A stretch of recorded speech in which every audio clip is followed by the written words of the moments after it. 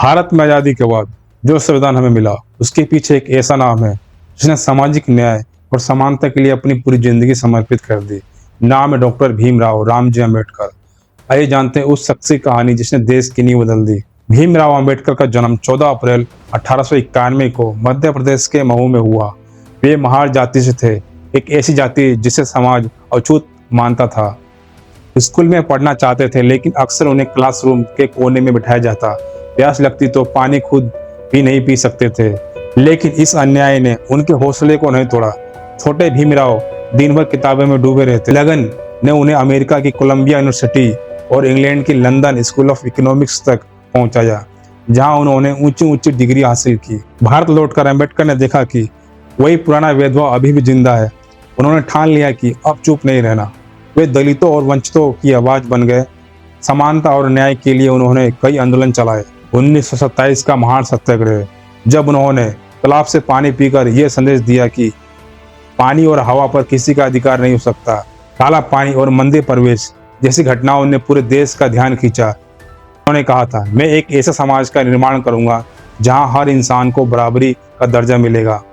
उनके ये आंदोलन केवल जाति प्रथा के खिलाफ नहीं थे, बल्कि एक नई सोच की नींव थी। इंसान की पहचान उसकी जाति से नहीं बल्कि उसकी योग्यता से होनी चाहिए। 1947 में जब भारत आजाद हुआ तो देश को सबसे बड़ी जरूरत थी एक ऐसा संविधान जो सबको बराबरी का अधिकार दे सके। डॉक्टर भीमराव अम्बेडकर को संविधान सभा का प्रारूप अध्यक्ष बनाया गया। उनकी कलम से निकले शब्द आज भी भारत की पहचान है। ये सुनिश्चित किया कि संविधान में समानता का अधिकार मिले, छुआछूत समाप्त हो, शिक्षा और अवसर सबके लिए खुले हो और हर नागरिक को अभिव्यक्ति स्वतंत्रता और न्याय मिल सके। संविधान बनाना इतना आसान नहीं था। सैकड़ों भाषा, हजारों संशोधन और लगातार महीनों की मेहनत के बाद 26 जनवरी 1950 को भारत का संविधान लागू हुआ। आज दुनिया का सबसे बड़ा लिखित संविधान भीमराव की दृष्टि और मेहनत का फल है। उन्हें सही मायनों में भारत का संविधान निर्माता कहा जाता है। संविधान निर्माण के बाद डॉक्टर अम्बेडकर भारत के पहले कानून मंत्री बने। उन्होंने हिंदू कोड बिल जैसे महत्वपूर्ण सुधारों पर काम किया, जिसका उद्देश्य था महिलाओं को समान अधिकार और स्वतंत्रता देना। हालांकि उस समय उनके कई विचारों का विरोध हुआ, लेकिन उनकी सोच समय से आगे थी। आज जब हम महिलाओं के अधिकारों की बात करते हैं, समानता की बात करते हैं, तो उनकी नींव कहीं ना कहीं अम्बेडकर ने ही रखी थी। अम्बेडकर ने महसूस किया कि जातिवाद की जड़ें बहुत गहरी है। उन्होंने कहा, मैं हिंदू में पैदा हुआ हूँ लेकिन हिंदू नहीं मरूंगा। 1956 में उन्हें लाखों लोगों के साथ बौद्ध धर्म अपना लिया। ये केवल धर्म परिवर्तन नहीं था, ये सामाजिक क्रांति थी।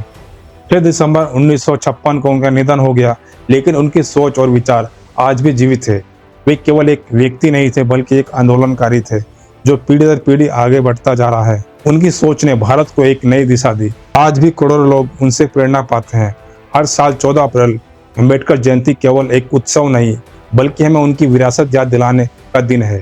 कहती, अगर इरादा मजबूत हो और लक्ष्य नेक हो तो कोई बाधा हमें नहीं रोक सकती। डॉक्टर भीमराव अम्बेडकर का जीवन हमें ये सिखाता है कि शिक्षा सबसे बड़ा हथियार है, न्याय सबसे बड़ा धर्म है और समानता सबसे बड़ी जीत। आज भी उनकी विरासत हमें प्रेरित करती है और बताती है बदलाव संभव है अगर हम ठान लें। आज भी उनकी विरासत हमें प्रेरित करती है और बताती है बदलाव संभव है अगर हम ठान लें।